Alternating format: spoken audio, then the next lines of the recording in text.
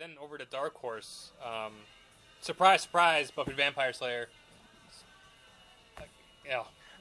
Question. I know we've got a No Future for You here. This Yeah, that's volume collection. 2. There's 3 volumes of the trade stuff so far. Of the trades, of which four-issue arc, I mean, if you had to give someone one of the 2 trades between No Future for You and Wolves at the Gate, which one would you give?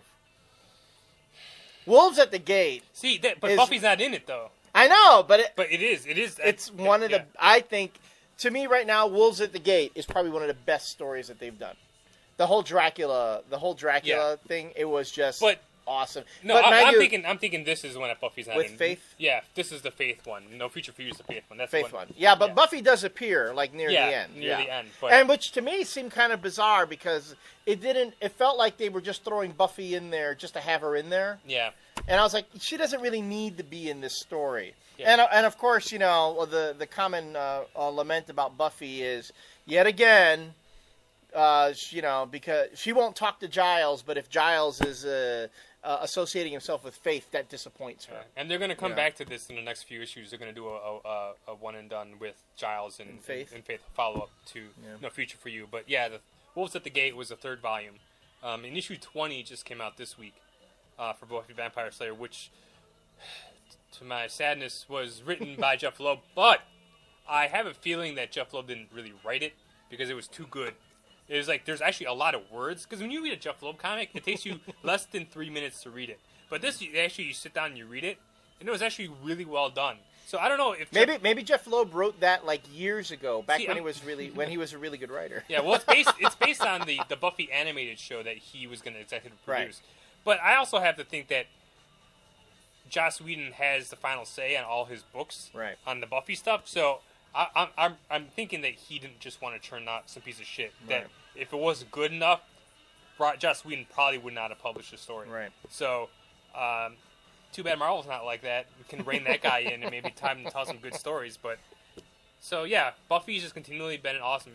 The last half of the year it was becoming quite late.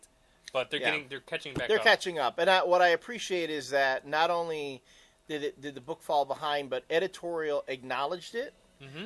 They told the fans, okay, we're not going to be around for this month. It wasn't like, you know, the book just didn't show up. Right. They forewarned everyone. Right. They forewarned everyone, and they corrected the ship. And they said, okay, this is what we're going to do. We're getting caught up, and we're going from there, which is what I appreciate in a company. Instead of just, you know, acting like everything's fine and not even acknowledging, you know, late shipping or problems with the creative teams or anything like that. Mm-hmm. You know, they actually acknowledge it, say, okay, this is what's going on, and this is how we're going to fix it. I appreciate that in Dark Horse, which is why Dark Horse right now is one of the top publishers in comics. Yep. And then I got a couple more Dark Horse ones. First miniseries ended earlier this year. This new miniseries just started up last month in November is Umbrella Academy. This is probably the best new IP to come out of comics in a while. Okay. I have to say that the first Umbrella Academy story arc was phenomenal, and I was really worried when the second series was going to start up if they're going to be able to hold up to it. Mm-hmm. But this second issue comes out this week. I'm looking forward to that. But it's not like Gerard Way has to write comic books. I know, but he writes damn good comic books. Though. Yeah. And the art by Gabriel Ba is just it's beautiful. Oh yeah. I mean, so Umbrella Academy, you can't go wrong. Everybody who I've told to read this book and has bought the trade, they've loved it. They absolutely loved it. And I do too. I really love this book. And hopefully it'll be around for quite a while. But I kind of like the fact that they're just doing 6-issue minis. So the first miniseries I don't think was ever late. And hopefully, you know, they'll take hiatus breaks in between series. But as long as it keeps coming out on a regular basis, I'll be very happy. I see you've got the End League. Now the End League you tried getting me into, and I've yet to pick it up. Well, there's a trade paperback. I think issue 6 just came out. I think that's the most recent one. There's a trade paperback coming out, I think, in the next few weeks. Okay. Of the first arc. The biggest difference with the End League now as opposed to the first few issues is that they've changed artists, and the art is really different. Matt Broom did this 4.5 issues, right? And now Eric Canetti is drawing it. Okay. Completely different feeling, but the story is still really good, and the characters are really great. And Rick Remender's another one of those guys who, I don't think he gets enough credit for being a really good writer. No, I agree. I remember, I always think of Captain Dingleberry.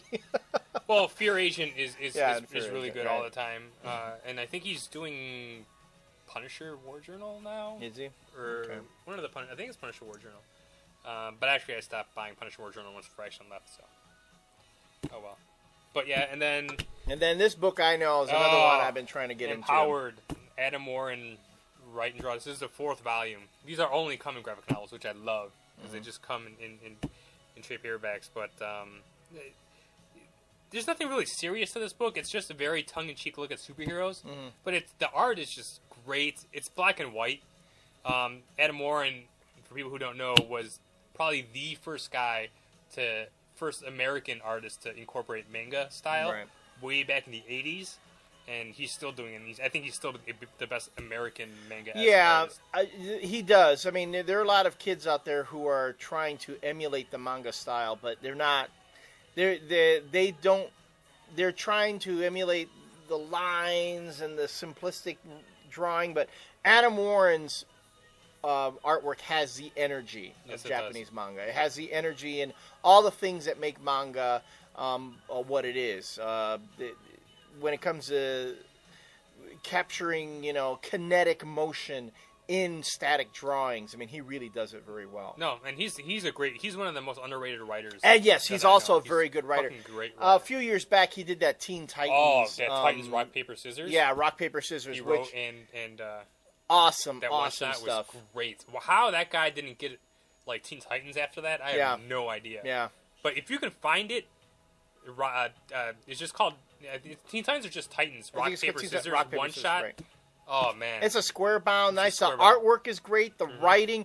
If you had never read a Teen Titans book before, that's fine. You didn't have to. But if you liked the Titans mythos, he put in these little nods to the things that have gone on with Titans. It has one of the best twist endings to a comic. Yeah, it's a really good story. So, okay, well, why don't we close this segment on those two companies, and we'll come back with the next, where we're going to talk, surprisingly, about some of the good stuff that we've seen with both Marvel and DC. And if you've been listening to us rant about Marvel lately, you might be surprised at what we have to say. So we hope we see you in the next segment.